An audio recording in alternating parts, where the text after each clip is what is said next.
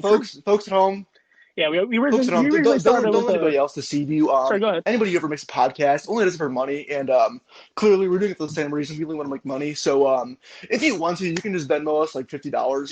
That'll get the job done, and you won't have to listen to our dumbasses again. So I just mean, hit that okay, Venmo, hit that donate I'm $50 gonna button, and I'm we'll gonna be go out out of on a here. limb. You know, I'm gonna go out on my end. I'm gonna go out on my end. I'm I gonna do. say that. It's Listen, 5 minutes in and you're You know I whoring do. yourself out for money. What can I say? It's in my blood, man. I'm telling your mom that Yeah, you okay. said being a whore is in your blood. All right. Jackson, you want to start off by explaining how we're gonna do this? All right, so this is just two 21-year-old, like not two, but 3, 4, depends on if Nick ever Shit, right, Jackson. There's 3 of us. Actually, who said you were the excluded one? It could have been Ricky. Busy. See. All right, I can get it now. So basically, we're all very blunt human beings. That's kind of the reason why I became friends in a lot of ways, because none of us gave a shit about what we said. We just kind of figured to give our opinion, speak recklessly, and keep going. So that's how we're going to do this here. And don't worry, we'll try to stay politically correct, but we're also going to give our own opinions, and we're not going to apologize for it. Yeah, pretty much sums it up. Anything Just else? don't be sensitive, and you'll be all right. It's basically what we're saying. All right. Jackson. So the first topic, we're going to start off with like something that'll be pretty interesting because, why not? So your opinion on celebrities putting their input, and like your opinion on celebrities giving their political input. Should not happen. Because they're all a bunch of dumb-witted crackheads that don't know nothing about politics. And you got fucking Kim Kardashian, the rest of the whole Kardashian / Jenner / Kanye, whoever the hell else group, going out here on a limb saying, "Oh, I want to be fucking president. Oh, we should donate $20 million to God fucking knows what." And it's like, what do you know about politics, man? You don't know shit. You don't know shit. You know what I'm saying? Yeah. See, my opinion is slightly different. It is still no, they should not, but it's pretty much based on the fact that no matter how educated or uneducated some celebrities may be, it seems like no matter what, all of their political views end up turning into an opinion, emotionally based rant. And anytime somebody tries to give their opinion on something, it immediately turns to, "Oh, this guy's a fucking clown," because this and that. It's like, well, your credibility's gone. Because basically all you're doing is just trying to get attention for just making fun of somebody because you know that a lot of people will also make fun of that person. You're not giving any contribution to any type of politics. You're literally just doing. I would agree with that to a certain extent, but it's like, yeah, that's true, but also in the same sense of they just have no political background or knowledge whatsoever. Like that's what really kills their credibility, But then who? But okay, so but here's the thing though. Who do you consider to be able to give political opinions? That's what I was going to agree with. I was going to agree with Jackson. That was going to be my question. They have no political background, but neither do we. Yeah, but we can have political discussions, and that's all fine and dandy. But it's like the people who are actually in politics and in government and shit. It's like they either go to school for it or they've been in the business in the industry for a long time, and they've had continuous built up experience in that sector, I guess. Okay, here's my question to you then. If you're saying that the people who have had the education have a true value of discussions on politics, then why does the average American have any right to vote? None of us have political backgrounds, yet we are voting on political policies. So what? We're just going to say that since I don't have a background, I cannot vote. I cannot vote for this political law or statute or whatever to be to be instituted. How are we supposed to even vote for the next president? And also because most of politics is created by the people. Most of the policies and stuff that are being pushed are pushed from people's opinions. So I don't understand how yeah, exactly. political opinions, philosophy, political science is nothing but a more centralized more intensive field of philosophy. Because to be honest, the idea of being Republican, Democrat, Whig, libertarian, Green Party, all that stuff, it's based in philosophy. A lot of it's based in philosophy. Like, yeah, you have to figure out business and stuff, but and I would the definitely core say, principles like, are a lot soundly in philosophy. Yeah. Yeah, and I'm sure you guys know, because we've talked about it before in the past. Yeah, I may occasionally give like a political opinion, but you guys know for at least a fact, at least I'm sure that for myself, I tend to stay out of politics. And the reason for that is because I don't know enough about it. Yeah, I can do a little bit of research here and there, but I don't do enough personal research from credible resources to know enough to have arguments and discussions without just my personal opinion taking over, which is why I tend to stay out of it. But the thing is, though, I think that if you do credible research, then I think you should, yes, very easily have a good political argument.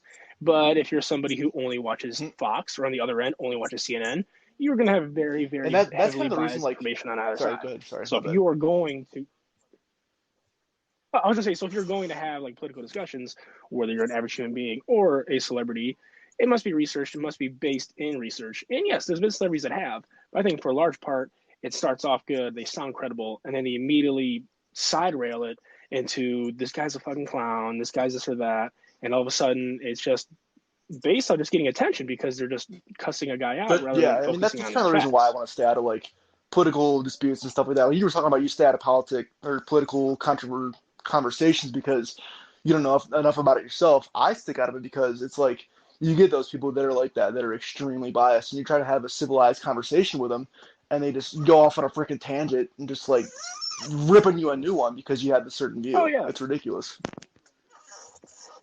oh yeah. Oh, and that's the other thing I don't like about politics, which is another reason why I stay out of it.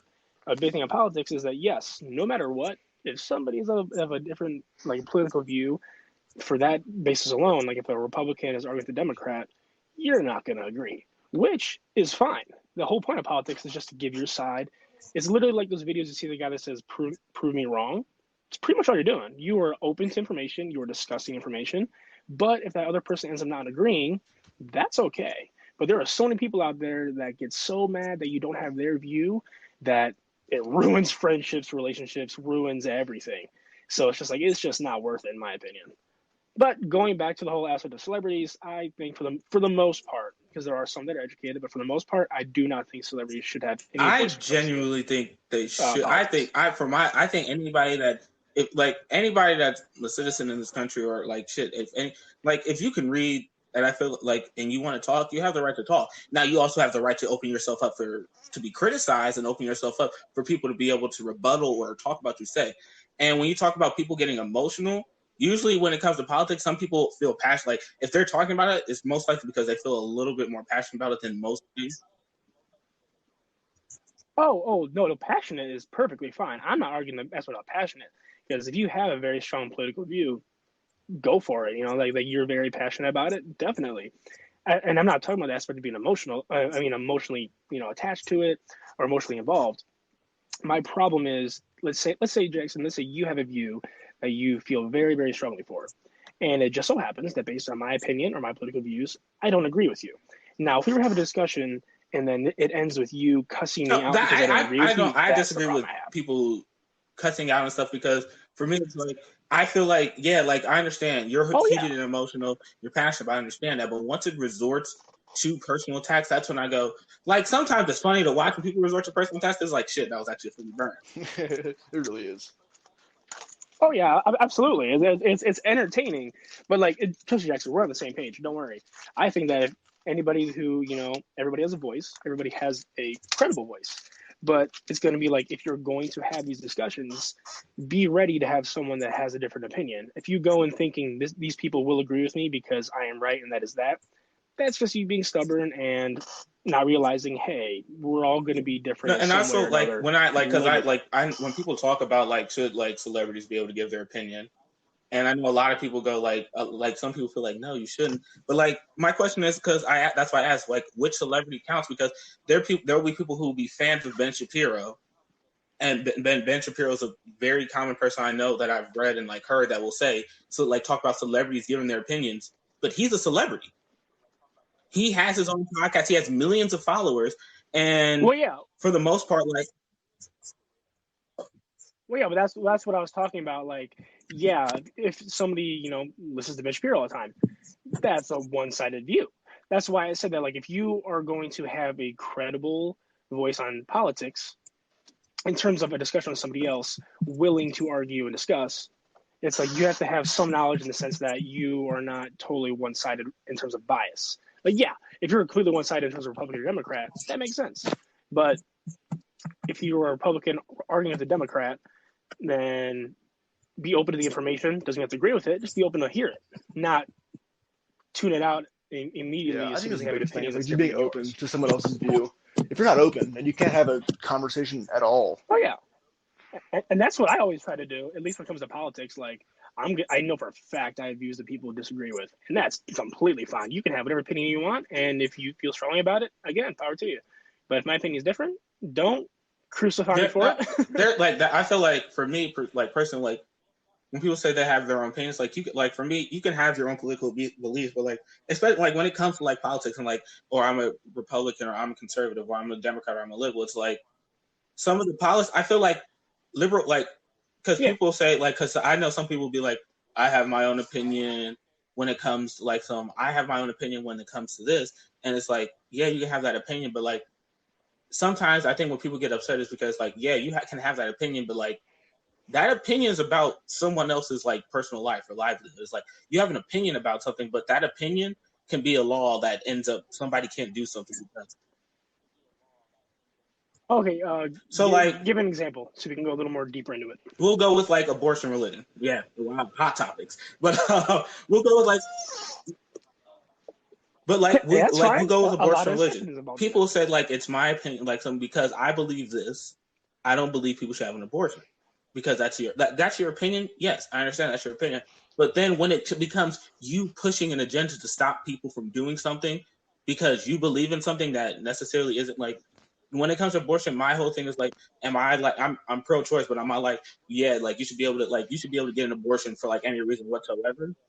No, I'm not in that camp because it's like you're just having like if you're just like aborting babies just because you don't want to have you keep having unprotected sex and then keep aborting babies. No, I'm not in favor of that. But that's not the case for a lot of it. So like for me, when people like, so I'm like Christian, so I can never have an abortion, and I don't think it should be right for anybody else to get an abortion. That's when it's like, that's when I feel like that heated debate comes into play, and that's when the personal attacks, because it's like you're talking like this is what you believe, and you believe is not what I believe, but yet what you believe will become a law.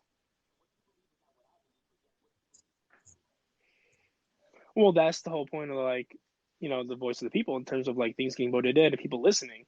It's like, yes, there are people that are basing things solely off religion when it comes to that type of stuff, and from like an actual, from laws being instated or just policies, because you've seen policies that are like, oh yeah, abortions are allowed, but only within the first 8 weeks, and it's like, okay, well, most people don't even know that they're pregnant within the first 8 weeks, so a lot of people's choices aren't even considered there. So totally get what you mean, like, especially when it comes to religion aspects, but at the same time, this is why like I'm very, very in between when it comes to abortion, just because it's like, same with you both ways. It's like, yeah, I don't think it should be just willy-nilly, but at the same time, there's situations where a mother's health could be at risk, or there's certain situations that like may affect them personally that they feel very strongly or that even like this the is far the end of the right choice spectrum, at like this a rape, time. And that's bad stuff. yeah, exactly, like a very psychological torment on the person, psychological, tearing them down. And by the way, all in all, there's a million different ways that you can view it, a million different situations that can go into it. But and the part that sucks is that like you said, Jackson, it's like you may have a strictly just ethical view, and then you have somebody else who just goes like, no, my religion is this, and that's that. Sorry. So like I totally get what you mean. It's like it's kind of like a stubbornness, but stubbornness comes from religion or people's just views in general. You're gonna find somebody that feels so strongly, no matter what you say, they're gonna change.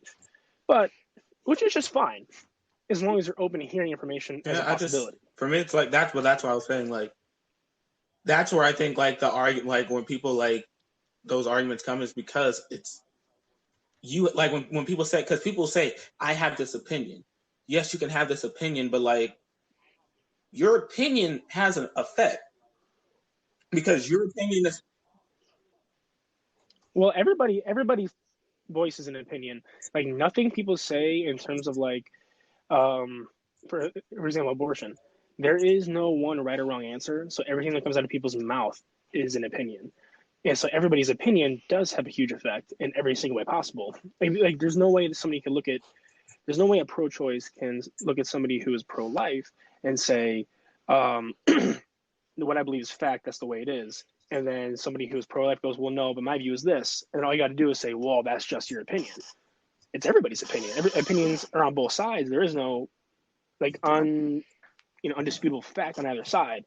So if everything's opinion, that's really what it comes down to is who has more people on their side of the opinion that will vote in that law. That's really what it comes down to. A matter of like who gets the most votes, like who has the most people on their side of their opinion. Yeah, because everything's opinion. Like nothing is an unequivocal fact. Yeah, it's just like I'm saying that like everything is an opinion, but like everything's an opinion. For me, it's like if you have this opinion of what you have this opinion of like if somebody goes, I don't believe people should eat pork. Cool. Just don't take my bacon away from me. I don't give a fuck. Yeah. You don't eat pork. Fact. Oh no, wait. Opinion. When when it comes to abortion and my views on that, it's like, hey, you may not like if somebody's like me personally, I am not I would not get an abortion. But hey, if that's what you feel like that's the situation you want to do you. I'm not going to take away that ability from you because I feel like you shouldn't have that ability because at the end of the day, that choice isn't affecting me. That choice has no actual effect on me. And I don't see like for me, that's my whole issue is like when opinion has an effect on somebody, that's when I feel like that needs to talk about. But if it really doesn't affect you in any way personally, like there's no way you can tell me somebody having an abortion personally affects you because it's not you doing it. You're not sitting there saying, yeah, I'm giving you the go ahead, go have an abortion. Like I'm not saying. Well, okay. Well, here's the thing. That's where you're kind of losing me a little bit because then are you really saying that every single policy, every single law that's ever passed personally affects you daily? No, I'm not saying. Because there are things that get passed like every single day that will not affect you personally, if ever, or at the very least not till the near future, 10, 20 years down the line. So having the voice now is what's important to think of the future. And that I'm not just talking about abortion, I'm talking about like anything. So it's like you can talk about any different policies, like, for example, we don't have to go into it just very quickly, like the legalization of marijuana. There's gonna be people that are either for it or against it. They're just gonna vote it in, and both people on either side are probably never ever gonna touch it. But yet they're still voting for it, or they're voting to not have it, and it's still there, and it's still not gonna affect them personally or not. But their vote still counts, and it's still there. That's true. I think it's a matter of like kind of going back to the point you brought up earlier. It's just like who has the most people on the side of their opinion. So it's when it comes to abortion or legalizing marijuana and stuff like that. It's like if you're a representative of a certain state that you're from. I guess you kind of just take a poll of, who's for this, who's not for it. And then, the people just make a vote based off of that. So that's kind of what it comes down to when it comes to like being in politics. You got to know how this stuff works and how to make the best possible decision you can.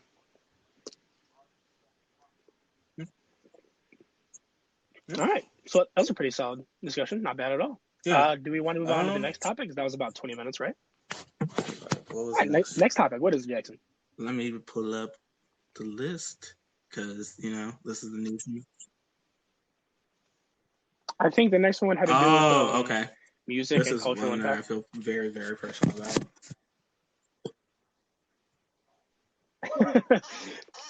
Okay, so you can, if you feel personal about it, you can word the question, and if you want, you may also start. Who is the better artist and has better... Yes, Jackson. No, Say it. That was the Say it, Jackson. Say it. Don't let Jalen deny you.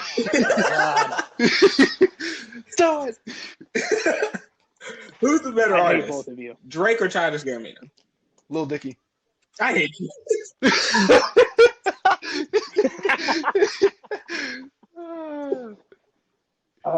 Okay, I'm talking about total collection of work. Not just like I'm talking about total collection of work, different styles, ability to branch out, ability I'm talking about total as an artist. Okay.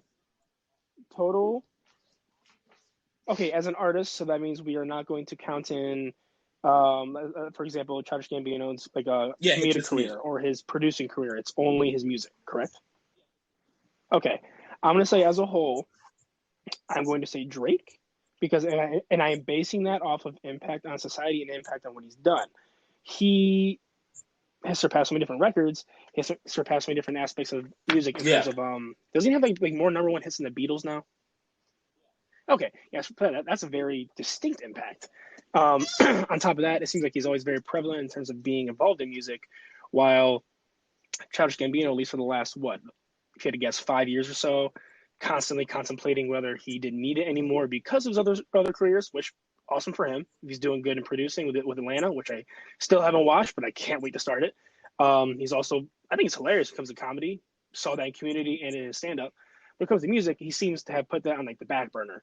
So in terms of like, he just came out with a new album, and it's been what, 3-4 years since his last one? Yeah. 3 years, right? Or 3 or 4? Was it 2016? It was whatever the year that 24 Karat Magic robbed everybody at the Grammys. Okay. I think that was 2016.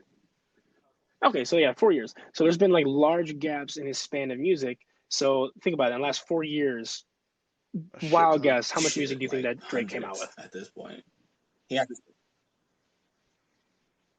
Yeah. And would you not agree with the fact that a large chunk of that were number one hits and number one features? Okay, yeah. So like based on like constant like prevalence in the music industry and constantly making himself known in a very, very positive way. Like he is on hip hop music, rap. He's even on Latino music. He had a song with Bad Bunny, a Puerto Rican rapper. So it's like he is intricating himself in different forms of rap, different forms of hip hop, making himself prominent each and every time he comes out with a song. So I think that Drake, in terms of like leaving a lasting legacy on music and leaving what he currently has, I think Drake surpasses. I think it's a matter of like how you analyze, you know, because I feel like when it comes to that kind of stuff, like whether it's fame or most number one hit albums and stuff like that, Drake definitely wins by a long shot. But when it comes to like actual music and like the way that it sounds and how good it is and all that, I feel like Childish Gambino kind of takes the heat on that one because like I feel like Childish Gambino is just so much more diverse. And no diss to Drake or anything, but like his music's good and all, but I just feel like it's not super diverse. It all kind of sounds the same. Like, yeah, it's great. It sounds awesome, but when it comes to like the tonality and shit of it, I feel like Childish Gambino, just like so many different tones, and I don't know how to describe it, but I just feel like Childish Gambino is a lot more intricate, I guess you could say. Yeah, and that is why I believe Childish Gambino as well, because when you look like, especially like when you have the debates, who's the best rapper nowadays, who's the best, like all that other stuff. When like people tend to look at hits, but like for me, that's why I said artists, because for me, look at artists, I look at their music as art.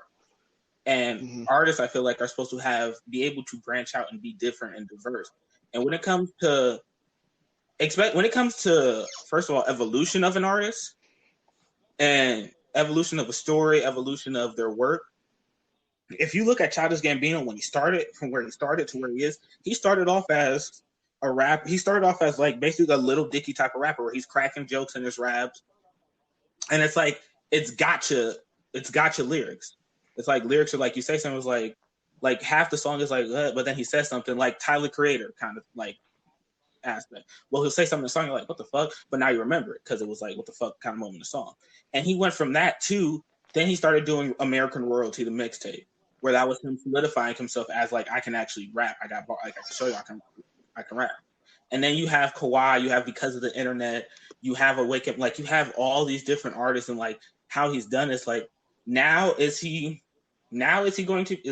his impact now as big as Drake?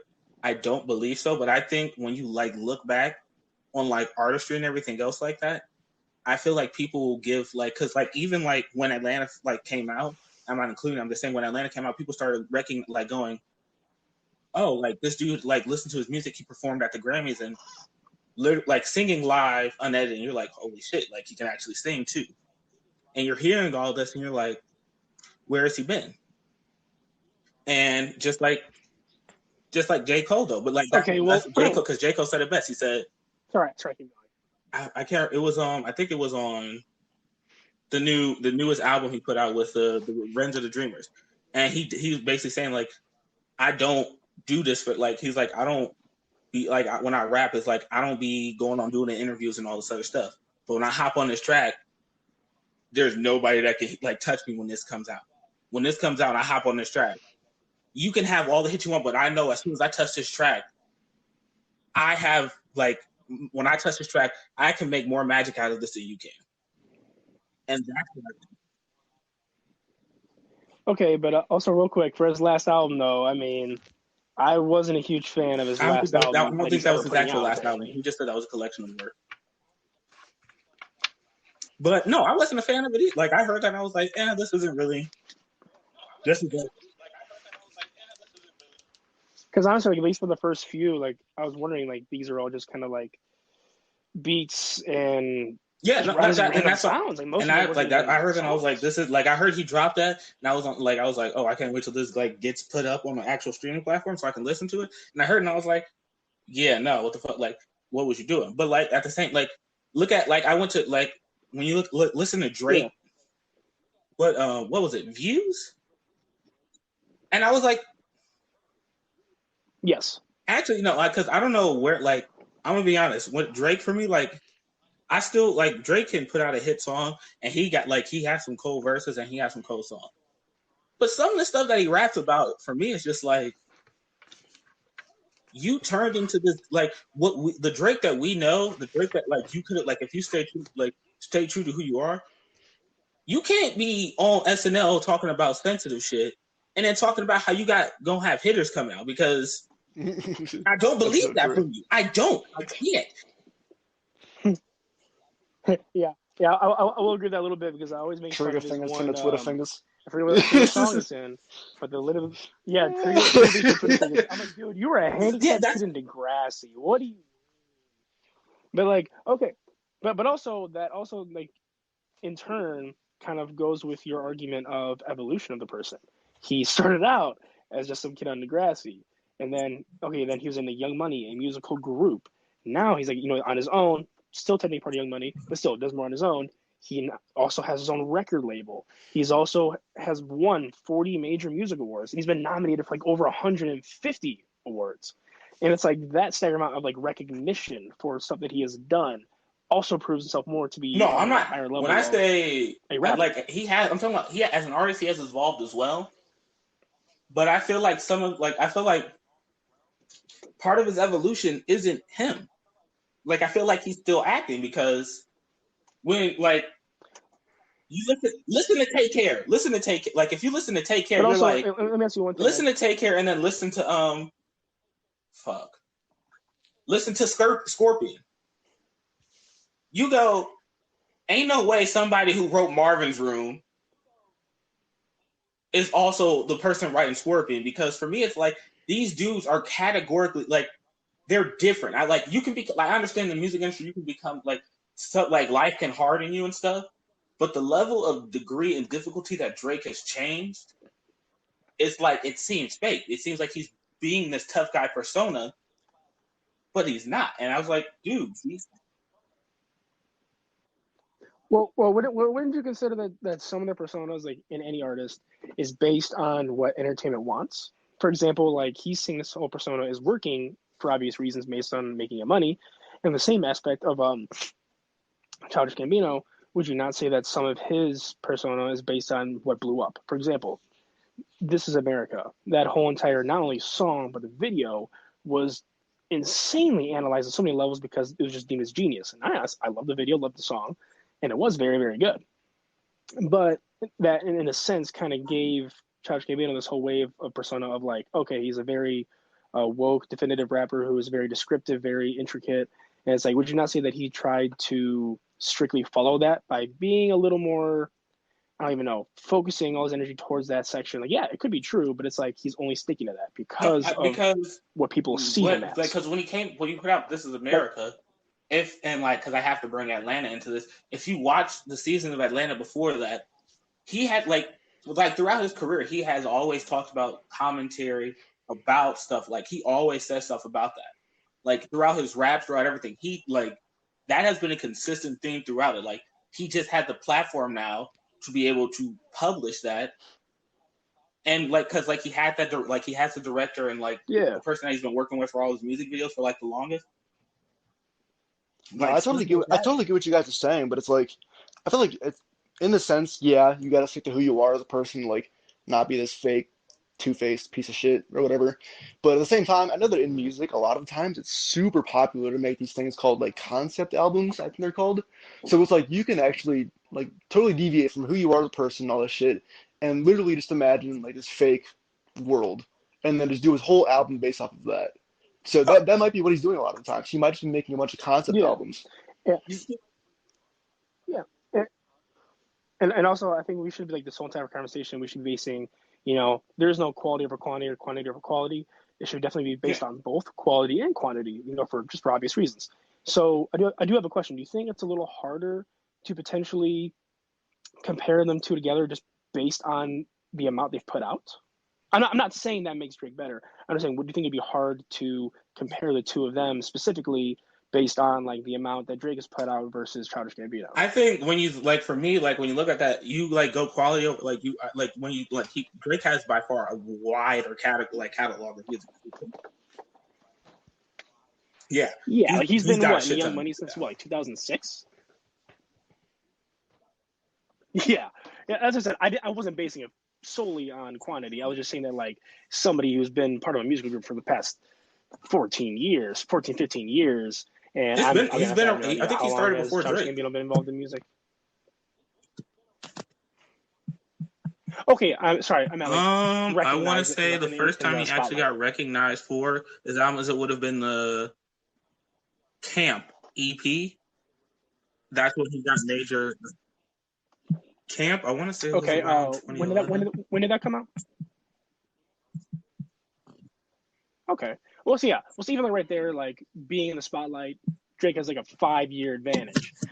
So in terms of like all that time, all the energy, it may just be just a little bit harder based on, I guess, like not seniority, but in terms of like he kind of has like an advantage of, hey man, I've been doing this, handling this type of pressure of being in the spotlight for so long, for at least 5 years longer. But actually, no, I don't know when Drake actually got big, because like he was in Young Money, but like I don't think it was until,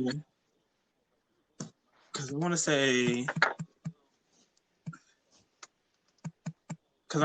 I think he got featured on Blueprint 3 by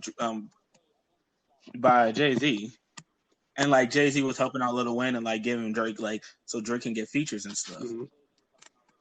Because he hadn't actually gotten that he hadn't gotten that. Yeah. I am looking at right here. Okay, Drake's first hit that he ever came out with that reached number 2 was "Best I Ever Had," which came out in February 2009. So if you wanted to go on like recognizable on the charts, his first big break came in 2009, which was 2 years before you were seeing the Childish Gambino started Childish Gambino's first hit being in the spotlight. Childish Gambino so even 2 years instead of 5. 2011 as well. Yeah, so even like 2 years instead of 5, he still has a little bit of a jump. Yeah, so yeah, you could say that like just based on time in general, it might be just a little bit harder to compare these two guys, just because even like you said, their styles are so different. Well, you guys initially said that based on like the content of their lyrical. I'm talking about like their repertoire. You guys were saying that because they're both rappers who can sing, and that's what That's something. That is true. Okay, in terms of the singing aspect, they're both rappers that can sing, and that especially because now rap is going a lot more in that direction of rappers singing on the track. Some of them probably shouldn't, but a lot of rappers like DaBaby. What the fuck, bro? Like I love DaBaby. I will, but dude, you can't sing. That I heard that and I was like, yo, bro. But again, it's all about them trying to be relevant. But you're right though. Since it's going in the direction of singing, a lot of times rappers face things where it's like, how can I be relevant? So sometimes they either change what they're doing to get more relevant in different ways. I wonder why he didn't use auto-tune, man. Because they got that shit nowadays, and it's like, just use it, man. Just use it. It's just. Bro, dear look. The thing is, everybody every single singer and rapper, they use autotune somewhere or another. Nobody sounds exactly like they do live, like they do on their album.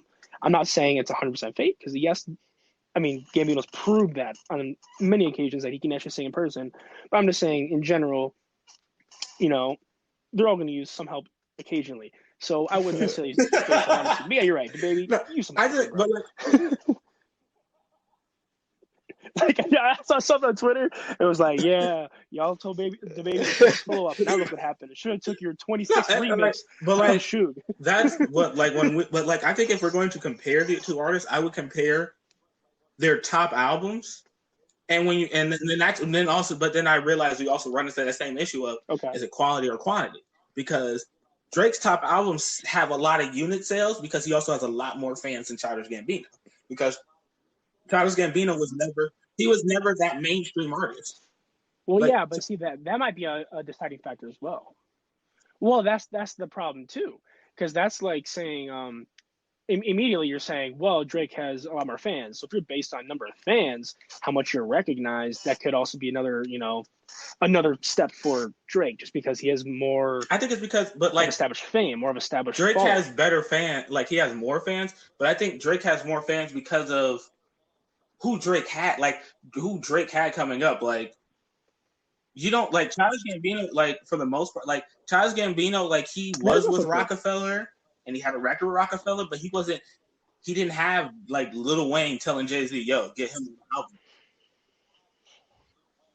Oh yeah, no, you're 100% right on that aspect. I mean, yeah, Drake's in Young Money. It's Drake, Lil Wayne, Wiz Khalifa. Okay, Nicki Minaj. It's like, you're not counting Tiger. Nobody counts Tiger. You literally have. No. Okay. I just meant at the time. I'm saying at the time. He was still about when they first came up and everything, right? Fucking Ringo. he was still a back burner, but it helped a little bit. Because like, all I'm basing on is like you are correct. In the very beginning, having certain people around you definitely helps a lot. But at the same time, you can say that about pretty much anybody. For example, you'll have people who compare all day in and out Kendrick Lamar and J. Cole, but who do they have in their corner day to day? They have themselves for the most part.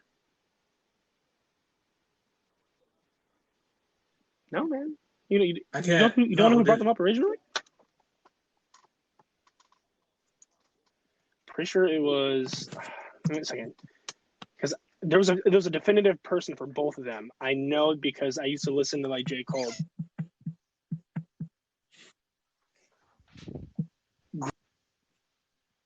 Oh shit, Jay-Z. Fuck. Oh, Jalen left.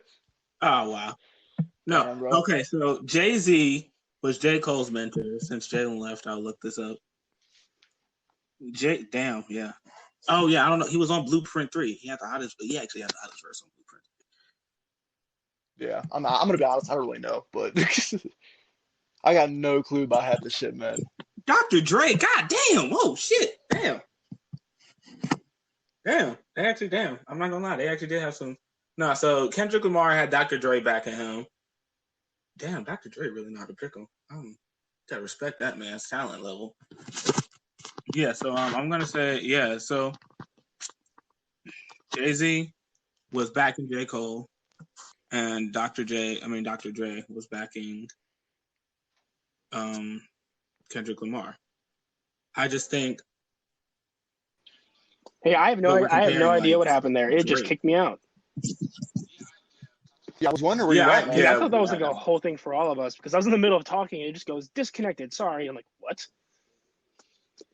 Yeah, your voice was like starting to crackle a little bit, and then all of a sudden you just gone. Sorry about that. Well, what I meant, Jackson, was that back whenever it was, Jay-Z signed J. Cole. God, I forget who signed Kendrick Lamar. Yeah, exactly. Dr. Dre. I looked Jay-Z with J. Cole, Dr. Dre with Kendrick Lamar. Like that's a pretty supreme people behind both of them. No, not that, but like the comparison is Drake and Childish Gambino. And when it comes to this, just saying that like in general, you can see having certain people in your corner will definitely help you out in a lot of ways. Yeah, I was just saying like to look at because Childish Gambino is like he's that TV show that nobody really watches, And then somebody famous goes, like somebody, no, not even somebody famous. Like you start hearing a lot of people that you know talking about, like, you see this, and you're like, no, I never heard about it. And then you look up, you're like, how is this not as big? Because that's what just recently happened with Childish Gambino. People are like, how is this not as big as it is?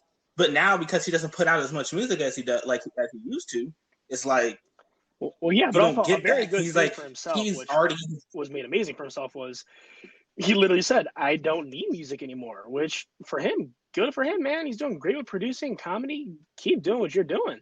And just because became so successful in that aspect, yeah, that probably hindered his music career in terms of being in this comparison. Yeah, that's why I said when I said artist, that's why I phrased it as artist. But like you said, the same thing that you said when you had a reference Because Atlanta, referencing where the careers tend to dip them away from music, Gambino definitely had a much higher stag away from music because of his other industries. Yeah, but like what Richard said earlier, you listen to Childish, like when it comes to like quality of music, you listen to the songs. Like I'm not talking like the last album. Like every artist has a bad album. Like the only person I can think of that has never really had a purely shitty album is Jay-Z. I don't know who the fuck gave that man the wisdom to be able to write that well. Post Malone That's the had only a bad album, but that's whatever. All right, Post Malone blow. Really? But I didn't, Post Malone. I didn't even hear you called me. I kind of cut out. It's that Post Malone crop. And you're just mad because Stoney, Beer Bombs, and Bentleys, and Hollywood's Bleeding are just fucking fire, bro. He has like 3 albums. I know. That was the joke. He has 3 albums, and he's new. That was my joke.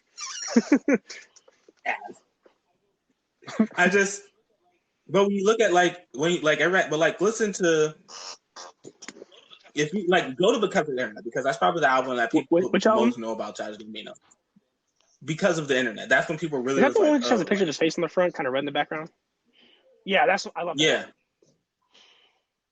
That we compare Because of the Internet to one of Drake's top albums, and if you go song for song, Drake has some songs that are like God, like compare like because some people say Take Care is probably Drake's best album. Take Care is a solid top tier album, but if you go song for song and listen to Because of the Internet, Because of Take Care, you go, oh, like this dude, like Childish Gambino. It's like you're on an experience. Like you listen to Take Care and you're like, I feel it. You listen to Childish Gambino's Because of the Internet and you go, this is an experience. And that's like for me, that's what separates them, because I like Drake as an artist and as a rapper. I love Drake totally get that. As a face. It's a big part of music. Huh? Wait, what? Oh no, I stopped to let you keep going. My bad, because I was cutting you off. No, I was just saying, like, but Drake as an artist, Drake as but Childish Gambino when it comes to art, that was an experience. Like, they are very like. If I'm calling Drake Andy Warhol, and Childish Gambino Da Vinci. Oh my god. Okay, no, don't worry. I am also agreeing on that aspect, because a big thing for me when I look for music is what like moves me, not just like, oh, this sounds cool. It's what lyrics can I like personally attach myself to, in terms of like I'm understanding what he's saying. This in some way or another is making me put the song on repeat before it even finishes. So I totally get what you mean in terms of like that type of quality. Yes, Gambino does win that aspect. I think I'm gonna be honest though. I think because like when everybody listens, like because I think probably the number one recognized Drake song is Marvin's Room, and like some people probably some people heard the name and go, "What the fuck?" It's like because I know some people like I've never heard Marvin's Room, and you play, it's like, "Oh, that's Marvin's Room." Like, yes, that's Marvin's Room. But like that song is like, yeah, like I know a lot of motherfuckers that can personally attach feelings to that song. Oh yeah, absolutely. And honestly, if you look at a lot of Drake's earlier stuff, when that man was just living in sad boy hours, oh my god. like oh my god, what's the one song? Crap. It's one of his earlier songs that's like a very emotional one. Oh, Find Your Love. I think it was like I Gotta Find Your Love and Gotta Find Your Love. Yeah, Find Your Love. That's another one. It's like people can probably very easily attach to that one. That's a great song too. But I think like in terms of development, like you said, yeah, it's like seems like more of Drake's earlier stuff since they were more just like very sad and depressing. People attached to it, and then his stuff just became more pop and mainstream. Which yeah, very popular, very good for a lot of like situations. But at the Yeah, same it's time, like like you you're said, talking about all the you money can't you make, and fully like, attach to it. dude, I'm not like he's like I can't sit like because like I like the newest Drake song that I'm like Chicago Freestyle. He went in on that, but he talking about sitting on this runway in a private plane. I'm like, I can't relate to that. I cannot. Oh yeah, or like his newest song, the entire video Like is him giving you a tour of his $30 million even van. like that's why I love Childish Gambino so much as an artist. He like sometimes like in his mixtape he was flexing about his money and stuff, but like because of the internet, his like album wise, he never really flexed. He just painted a picture. He painted a picture, and it was like, because like I'm trying to like even Awaken My Love. Awaken My Love was a funk pop, like it was amazing. Can you think of a verse in Awaken My Love? And I know he's saying a lot of it, but like, can you think of anything where he said anything really about flexing? I don't think so. I'll be honest. When it comes to Childish Gambino, usually what I don't say when it comes to Childish Gambino is, "Let me flaunt what I have and show it off to you." And like I think that's for me as an artist is like I feel like if Drake gets back to that, let me just make art. Let me just make art. Let me just make this music. Then because like yeah, you're popular. You can make popular hits, but like you're making club hits, but like, are you making that classic album that's gonna last? And that's what. Yeah, and it's like maybe early on, yeah, but some of his new stuff, I agree. Probably not going to be like. It's probably only going to be remembered for helping him surpass Jay-Z, helping him in terms of numbers, helping him surpass the Beatles in terms of numbers. Like those records will stay, and that's what'll solidify him. But in terms of content, I agree. In terms of content, they're not going to really like, look at his most recent albums and go, "Oh yeah." Even when I think like, if I look at Kanye, Graduation will stand the test of time, no matter what happens. Kanye could, and this is gonna sound really fucked up. It could come out Kanye was molesting little kids. I bet you everybody and their mom is still gonna listen to Graduation. No, I mean you're not wrong because that's just the way things are. People acknowledge that somebody messes up, they keep going. But I also think that kind of depends on how severe it is, and we don't have to go into the topic. But that's true. That's true. But listen to a couple of people's bedrooms. You're still hearing that shit.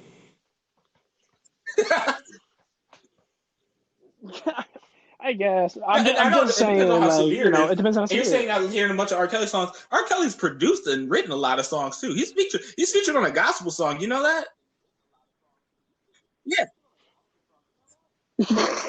Okay. Well, so does Kanye. Kanye, has a gospel album talking about like, whatever. He was talking about sex and all that. Like, oh, it's sacred, this and that. And it's like, really? Because you came out with or my favorite verse, the quick fuck. Like, I just fucked this model. Like, wait, I just fucked this model. She just bleached her asshole.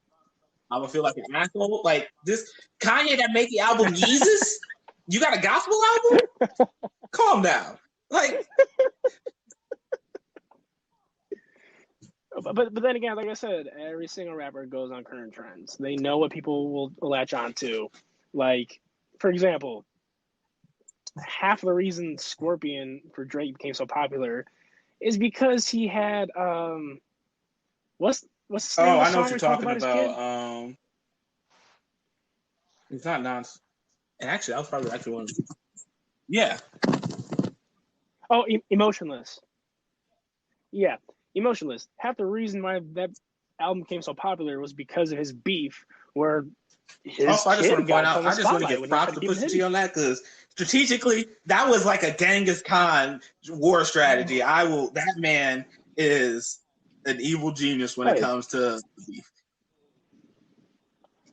Oh yeah, that man messed with money. Like and like.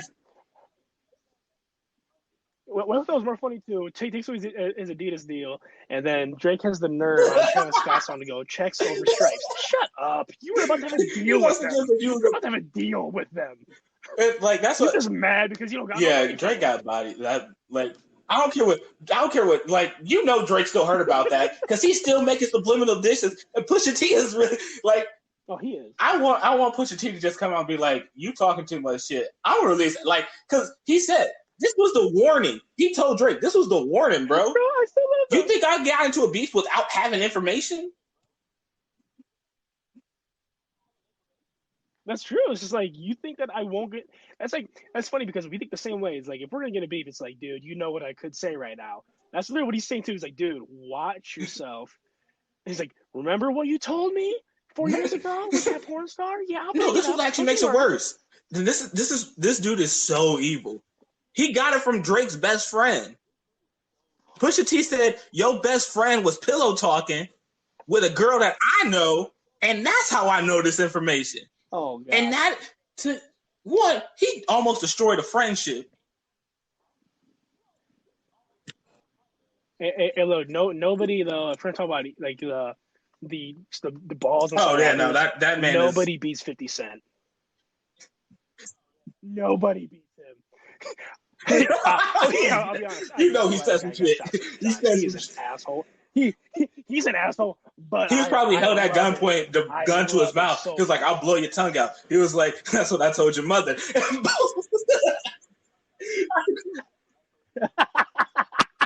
and then he's yeah, no, 50 to prove it, just like with Rick Ross. 50 Cent by far, like if 50 Cent, if you get, bro, what rapper did he buy like the first 5 rows of seats? It was Ja Rule to sit front row for his concert. Who was that? Yeah, he literally put his comment for the first 5 rows so nobody can hear trash music from up close. Hey, favorite thing of all time though? I expect a challenge to Floyd Mayweather. If you can read a full page from a Harry Potter book, I'll donate $100,000 to any organization you want. He goes, fuck the bucket of ice. Yeah, no, 50 Cent for me is like best thing he's ever done. He got shot for valid reason.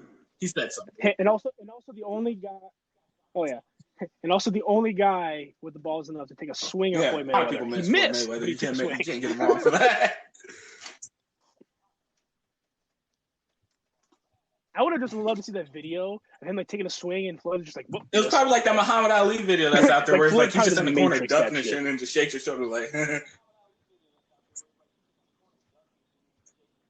Yeah, no, for real. He thought it was. Shit, I know. I mean, we're switching up gears and topics, but like when it comes to Floyd Mayweather, I know a lot of people hate him because he talks shit and stuff.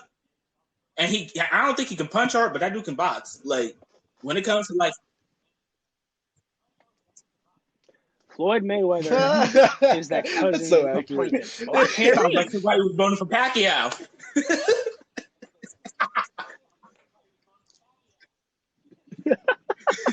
Yeah, and there's Pacquiao, president of the Philippines. Yo. Yeah. All right. Shit. Do we want to move on to the next topic since we're getting off topic? What's the next one? Because we covered politics. We got a little bit of music. Do we have one that does pertain to two of them? Like we can talk about that one. Would you rather get hit by Ray Lewis coming across the middle on a route, or punched in the face by Floyd Mayweather? Oh, and or beamed in the chest by pitcher Randy Johnson. There's a third one. Yeah, dude. I'm sorry. I want to know who the hell would pick Ray Lewis.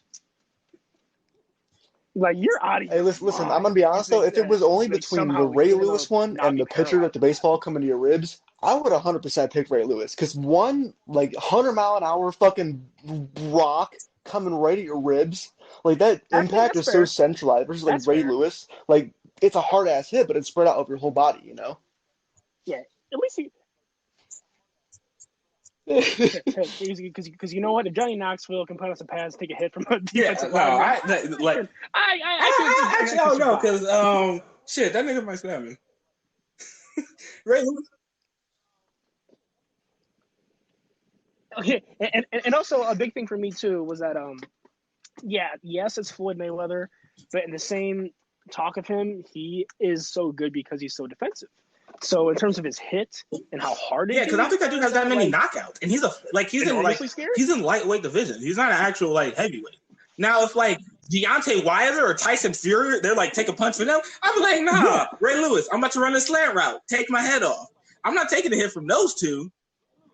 Because I'm if it was Mike Tyson, bro, I'd be like, fuck that. Because I'm good. Mike Tyson, hell no. I'm like, I'll let Give you me hit me that in the nuts before I get hit in the face by Mike Tyson. Fuck that. Hey, I don't instant vasectomy you will be or instantly sterile. You gotta make you get hit by Mike Tyson the whole life. Fair enough. Like you get hit by Mike Tyson, you're gonna be on a ventilator and a feeding tube your whole life. Like, why do you think you could do it? You can't even speak. I'd rather be sick. Bro, that's like okay, have you heard Pat McAfee's podcast about him like being so pissed off at Troy Polamalu? Okay, look, dude, he was talking about like, I have to send it to you guys.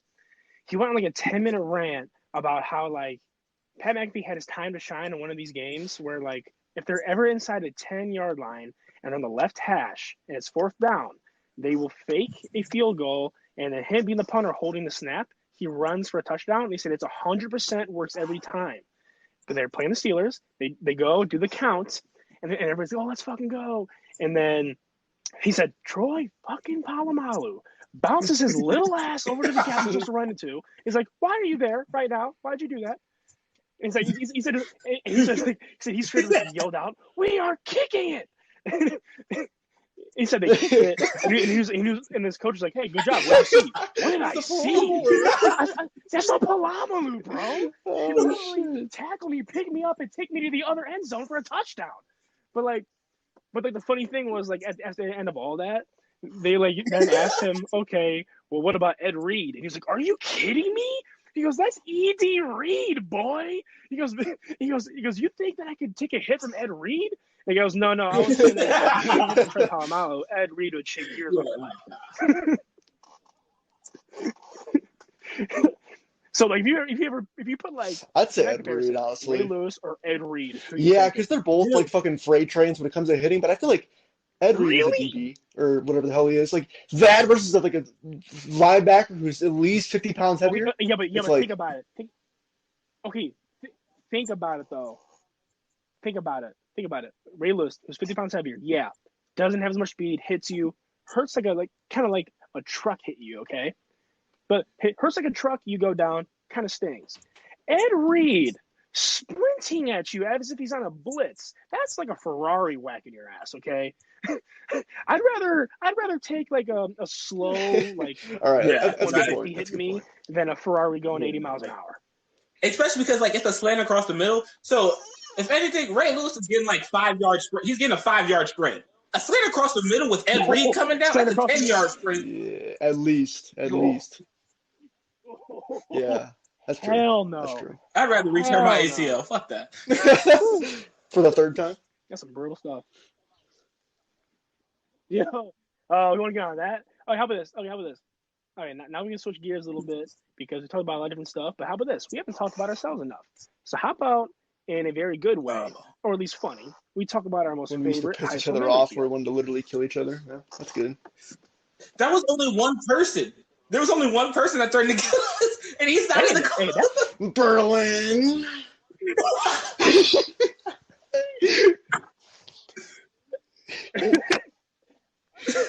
Okay.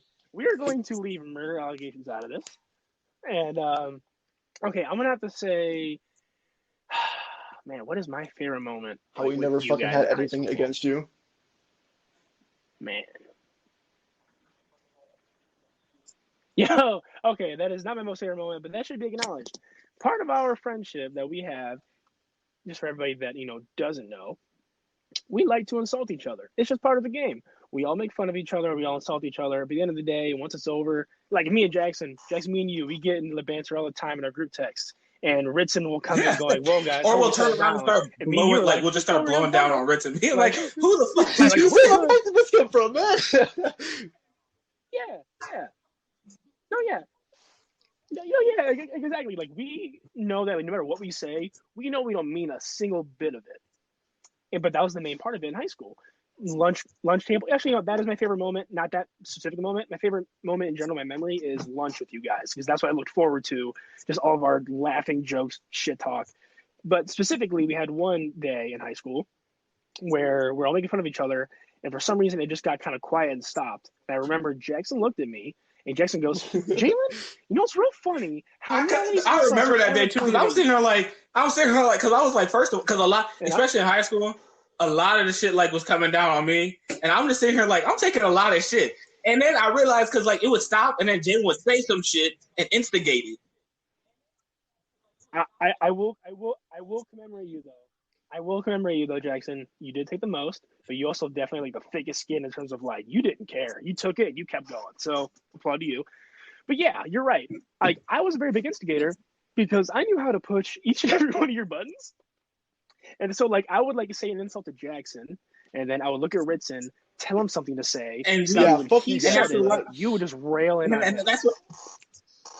And then that's like because I remember now. And then I would just sit there and eat my lunch. Because I think you were you told Ritson to say something to Nick, and I was laughing. I was all for it until I realized that you do that same shit to me, and I was like, "Wait the fucking minute, this dude." Yeah. And that's where the pause came in because then when you said nothing's ever pointed at me, I'm pretty sure I said, all right, fine, go for it. And I got quiet. I was like, we have nothing on him. Now we can now Jalen can try to insult me all he wants, but I will come back with some shit to say. Oh, don't worry, because now what it's turned into, because none of us all know none of us give a shit. But somehow once I got to college, I gave less of a shit. So I ended up just saying like, "Hey, this is what I did here, there, and here." Yeah, I think that's what made you so like impenetrable, or that's not fucking. Yeah, revert that, cut that 5 seconds out. But it's like, what made you so immune to jokes and shit was like you didn't really give us anything. You were kind of secretive in a sense. Jackson, on the other hand, props to you, buddy, for taking the heat and all that, and taking the most. But nonetheless, you were super open about shit, and you would just give us shit to rail you on. Very open. Oh yeah, like in high school, I would think about it too. In high school, like I was I wasn't quiet. I was a very loud person. I was just never really like, let's put my personal shit out there.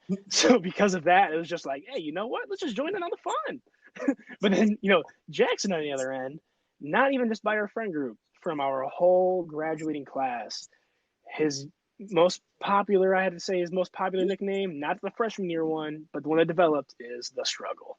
And that just came from you just saying, hey, you know what, I did this and I don't give a fuck. And it's like you didn't care because like in high school, like there were some like there's obviously gonna be personal stuff that I like don't necessarily share, but like when it came to embarrassing, like funny embarrassing shit, I found that shit funny. I thought it was funny. Yeah, I'm gonna share. I thought it was funny. I did this dumb shit. I'm taking ownership. Yeah, but there also wasn't a lot of. I don't think there actually was like a lot of dumb shit that I really did. In terms of like vocally being stupid, I know I did dumb shit, but vocally telling me stuff I did, like telling you guys. But like a lot of shit that I got made fun of, especially because shit I told you guys. It was like, yeah, I gave you that much. Oh, that's true. Like again, we're not going to go into it, but at a certain point when you were trying to date your current girlfriend, you were blocked for an extended period of time based on certain messages you sent. Like I said, we're not going to go into it. We don't need to. It's just because it's more private, not for a podcast. But because that what you told us about, that one in my defense, I didn't actually come all the way out and tell you. I accidentally left my shit logged in on Me John's Instagram, and that motherfucker, it got leaked. I think that motherfucker. By the way, Me John sent it in the chat. No, I don't think if this blows up, I'm exposing your ass, Me John. Bro, no. I want to wait. No, I'll wait. But if this blows up, I want to expose that. Okay, I want to tell. I want to expose him in one way only, just because this is the most, like, at least I think, biggest way to describe him in high school. That man had no game. he said he walked up. He said one line over. If it didn't work, hey, baby, he was screwed. And so what did he do? He looked at a girl. Hey, what's your name? And I remember he showed me texts. He texted this one girl. Her name is Nikki. Friends with her. She hears this. Hey, what up, Nikki? He texted her, And it was like, hey, what's your name? Hey, I'm Nikki. How's it going? Conversation dies off 5 minutes later. Hey, what's your name?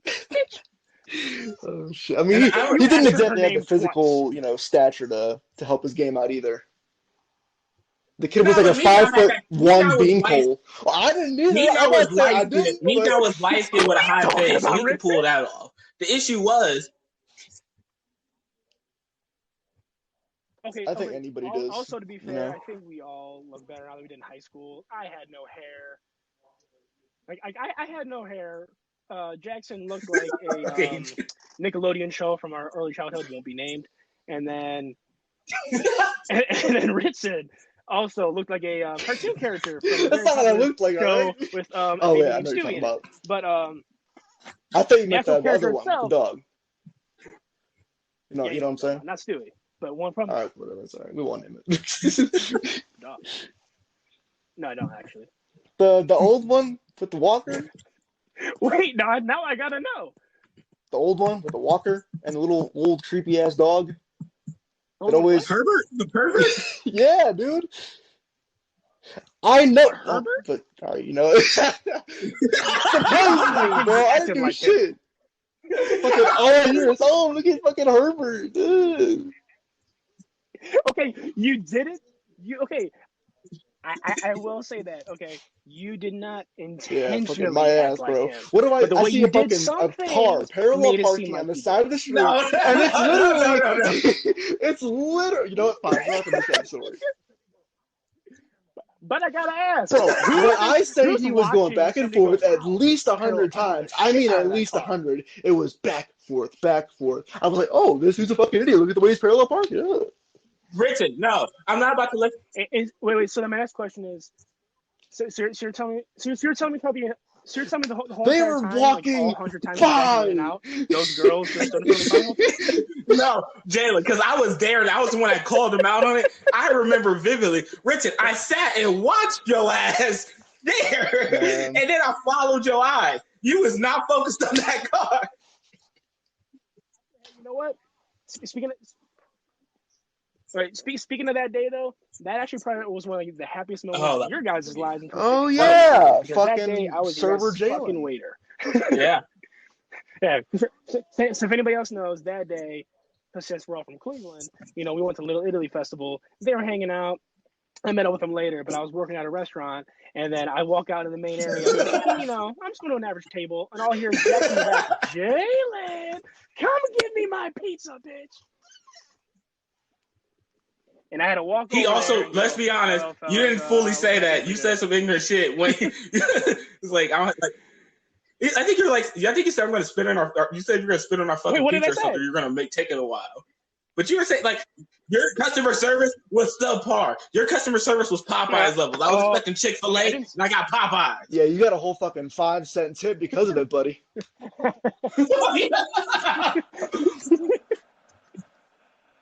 I don't care, man.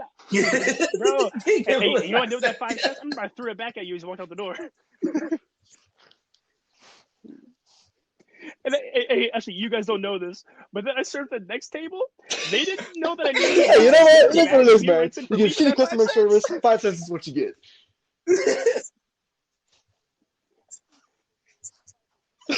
No, because they're like, did they really leave you 5 pennies? I'm like, yeah, that one guy was an asshole. Yeah, I hate you. Well, I wish I should have stayed behind. I was like, he threatened to spit in our food. 10 out of 10 would not recommend again. No. I need to give you a Yelp rating soon. That's definitely like my favorite. Okay, but again, we got a little sidetracked. But so my favorite moment was definitely all of our lunchtime talks and laughing and shit. So lunchtime talks and like on the sideline of football because none of our asses played really. Oh, yeah, you're right too. That was pretty great because we would be talking about so much stuff on the sideline because I remember senior year once I knew. Yeah, because it was just like our Richard actually. Discussion. I'll just put this out there. Richard played and started. We'll give him that. Richard played and started. Yeah, bitch. What up? On a team that wasn't a state championship team. Yeah, what up? Anyway, we're not going to mention that. But anyway. Beat their asses, man. Oh, Canada. Yeah. Okay. Oh, yeah. Oh no, I was talking Okay. about Wow. the casino. That was low blow.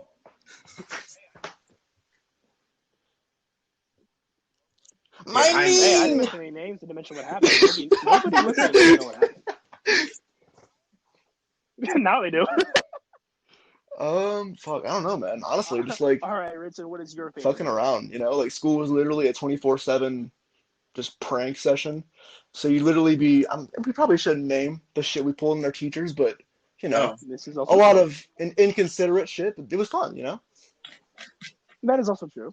But we will say though, we went to an all guys private school, and since it was all guys, no girls, we had a little more leniency. I would We didn't really actually. care I'm about gonna much be what we honest. said The to each moment I other. realized that I would So like we had a little more freedom. that, I basically was gonna start calling you guys my brothers and like the three guys family.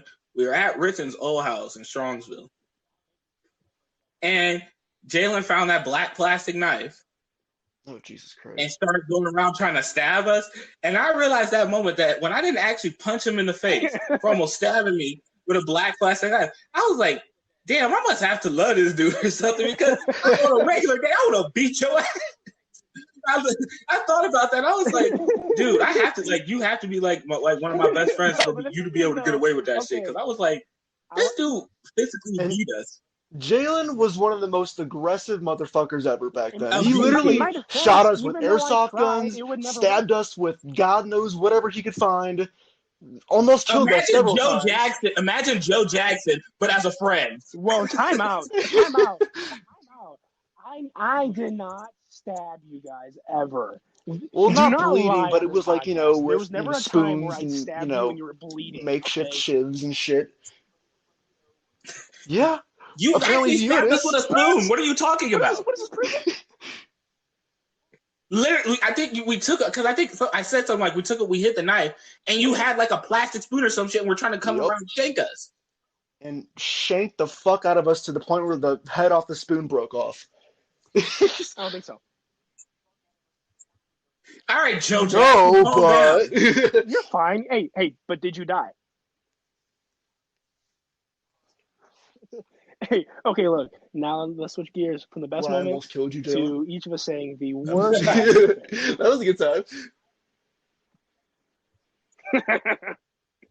I'd probably agree with that, because not only did like you slam me on the ground with your arm behind my back and like, you know, just gave me scoliosis. Also on the other end, I got up and Yeah, I felt kind of bad about that stayed too, for because about like, I 20 minutes left, straight, and I because we was left like at like 2 a.m. totally, because we were at Nick's place at the time, and his parents were, you know, home and sleeping and shit. And I just fucking, I skirted out of there. I was laying on my horn as I fucking left all the way down the street. Bro, you skirted. And I got like, you know, like 2 streets down. Like, yeah, it probably wasn't the best idea.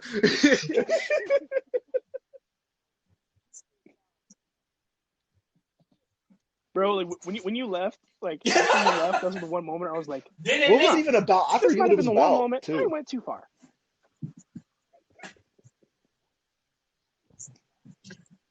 No, it was literally we were like just joking around at first, because like I think it was we were all just like hiding your phone from you, and then honestly, this is why I blame Jackson. Jackson threw it in my lap when I'm just sitting in the middle of the ground, and you tackled the shit out of me. And then we rolled, and you picked me up and slammed me, and I'm like, what did I even do? Like, this was like one of the few things I wasn't even involved with. I didn't take your phone.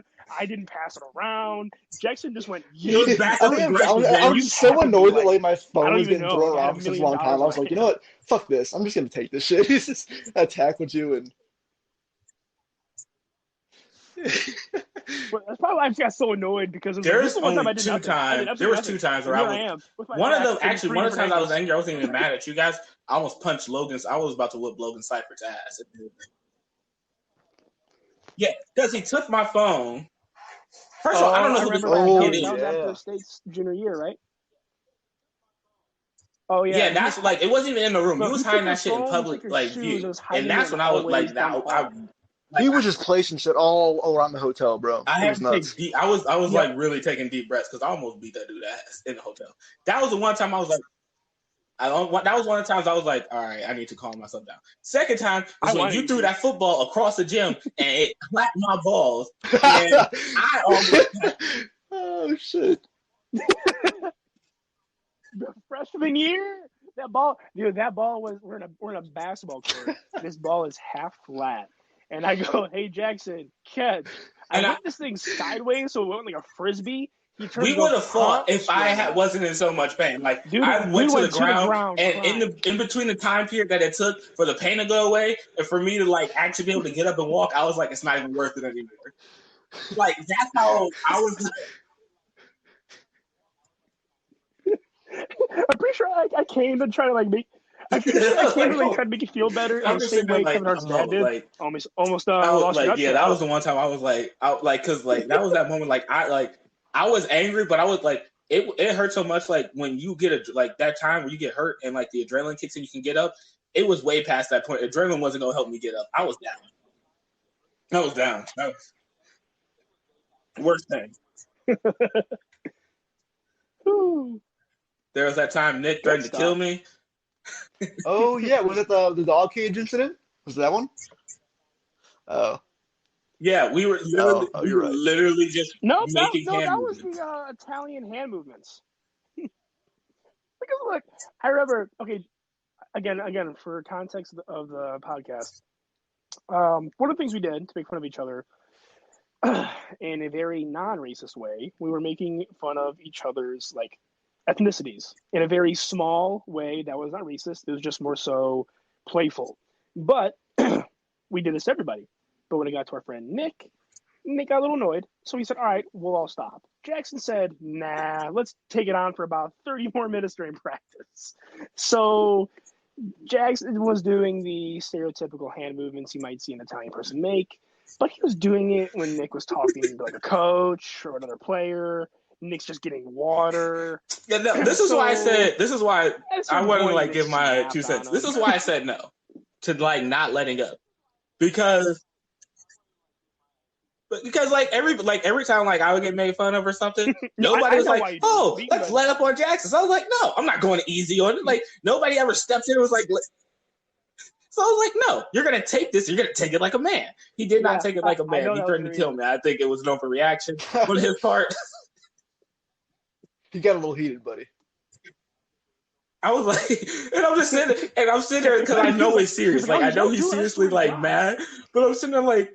Because I know he's not going to do it. So I'm sitting there like, still making a movement. And it was one of those situations where it was like, you knew it was just genuine fucking rage. Because like, you know, if somebody's like playfully like trying to act serious, but they're not really, like you can sense it a little bit, whether, however it might be. But you could just tell he was fucking pissed at that moment. And I really didn't care because I kept doing the hand movement.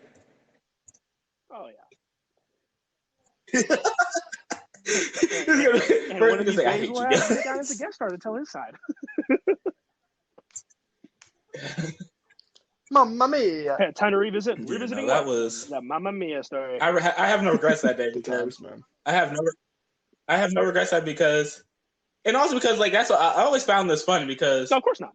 You guys, because I'm in my political like affiliation, I'm leaning closer to liberal, but you guys would always say like Nick would always be like, oh, you're sensitive stuff. I'm gonna be honest. When it comes to all of us, I do feel like I have the thickest skin. So I always find it funny when people say liberals are sensitive, but Nick was the one that actually could piss off the easiest. Nick, like you could piss Nick off the easiest. It's a ticking time, Bob. Like there's 3 separate categories you can specifically target, and you can piss them off.